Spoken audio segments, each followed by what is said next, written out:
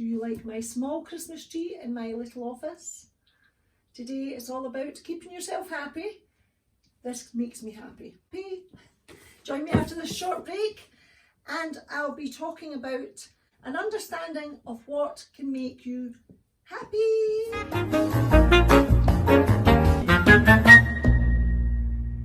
Hey guys, welcome back to Totallyevelyn. After a really well-deserved break, it's good to be back. And I want to share a little story as well, in with the mix, as you do, as always, there's always a story. This is a book from Fearne Cotton, it's called Happy. Inside shows a scarf. Now Totallyevelyn's always been about making you look bright, staying positive instead of being negative. But also I always feel that when you dress bright, you feel brighter. This really appealed to me inside this book. Obviously, if you're going to wear dark colours all the time, then your mood's going to be quite dark.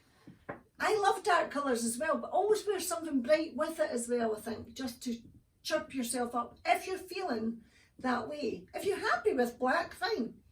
But if you're wondering why your mood can be a bit low sometimes, then you might want to look at the colours that you wear.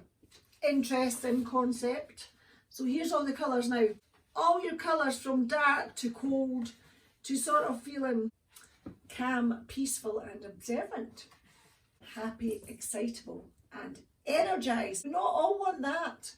Happy, content and balanced. I'll take that. I wish these kind of books were out back in the day, or maybe they were out back in the day, but there is a lot of positive books out there now for people. And the story I'm going to tell you is when I was 17, I worked in a huge big factory. It was a Whisky Bond and it was full of gorgeous friends that I met through there. But it was an experience of life and an education. Oh my goodness. When I started there, I wore navy blue overalls. The whole place was a dark environment. Everybody wore black or navy. And the place was very dark as well. People were really dark. Some of them were always really aggressive and angry. If you wanted to be a colourful type of person, that wasn't acceptable, you see, because it was quite a negative place to work. It was really difficult to work there actually. Money, I suppose, was the inspiration because I knew that I could make lots of money working in a factory, and I did get a bit of a laugh as well. Looking back, I was really frustrated with why were a lot of people so nasty and so unkind. It drove me to upset, it drove me to tears. There were so many people in there that just wanted to make your life a misery. And I used to wonder why. If you went about too smiley happy, then obviously they didn't like it. And I was genuinely and naturally quite a smiley happy person. But kindness was not allowed. Now, I often wonder about some of my friends that I made back in the day. Oh my goodness, the Whisky Bonds held a good 500 people, you know, in these big factories. And I often wonder how it affected their moods, how it affected them, because as you know, people can do so much damage to your moods. People can do so much damage to how you live your life unless you become assertive, positive and fight out of that dark environment. But how do you do it? Because it wasn't easy. There's a lot of bullying tactics in there as well. So what did I have to do when I was young? I had to fight my corner. I had to just start to be myself. I had to just be me. But it wasn't accepted. That was 35 years ago. It's a strange environment to be in. And I often think as well, how do people manage in this life that maybe didn't have the same kind of nature as me? Maybe they always felt weaker, you know. Maybe I did develop this sort of strength that eventually I got thick-skinned and I thought, no, I'm not getting away with it. So when you do fight back, I was fighting with not wanting to be the same as them, but just wanting to fight my corner and be who I wanted to be. And I remember saying to my mum one day, coming home from work at lunchtime, I said to her, Mum, I don't want to go back there. I hate it. And she says, well, you picked a job. I didn't want you working there. And so she said, look, give it a chance.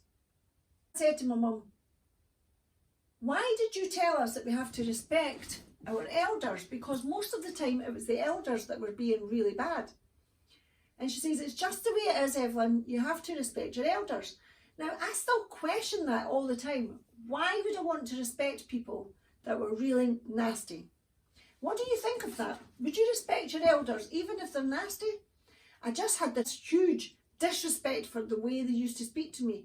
Sometimes used to look at them and then I would imagine my beautiful mum, who would never speak to me like that. And I thought, I've not got any manners. They just used to shout at you and didn't address you with your name, or really bad. But it was a really good education to have got as a youngster, really.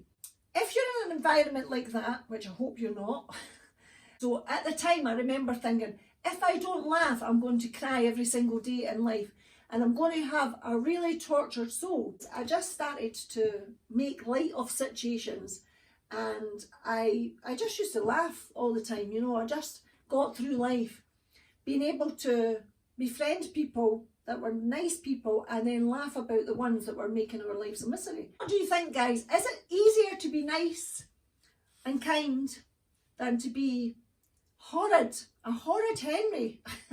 Stop being horrible to people. This is good when you get a book like this, Fearne Cotton, Happy. How to make yourself happy. How to change your whole attitude to life. It's not your fault if somebody's been nasty to you, so you can only still continue to be yourself. My mum's advice to me was, respect your elders and never change who you are. Stay respectful.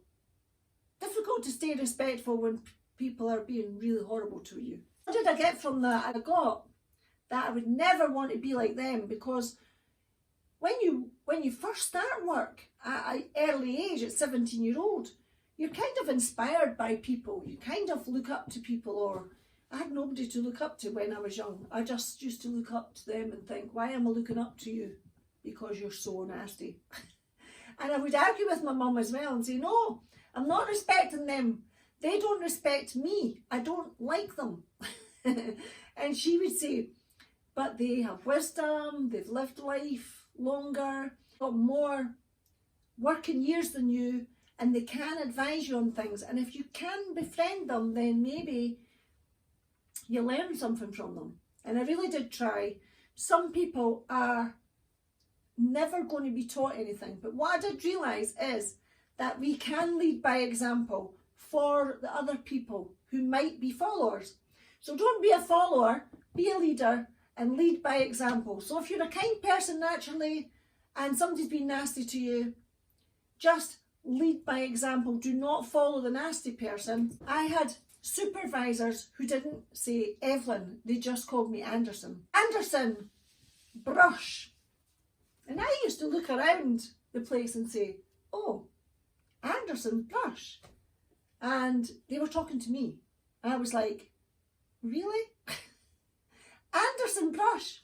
Made a mockery out of them because I would say, I didn't realise you were talking to me. My name's not Anderson, my name's Evelyn. And of course this used to make them even madder, but I used to laugh and that encouraged other people to laugh. That is how I got through my working day in the Whisky Bond. Stayed there for 8 years. I was inspired by money. Imagine if you didn't have the strength to laugh about that and you were just inspired by money and wanting to get on but couldn't get on because people were being so nasty. Don't be nasty to people. Be nice, be kind, be fair, and I will see you on the next one. Lots of love. Do remember to get this book. It is fabulous. Fearne Cotton, I love you so much. Happy, stay happy, keep bright. I hope you like my Christmas tree. Subscribe, like and share, and do remember to hit that little bell for the notification. I'll see you on Friday with some Christmas surprises. Mwah.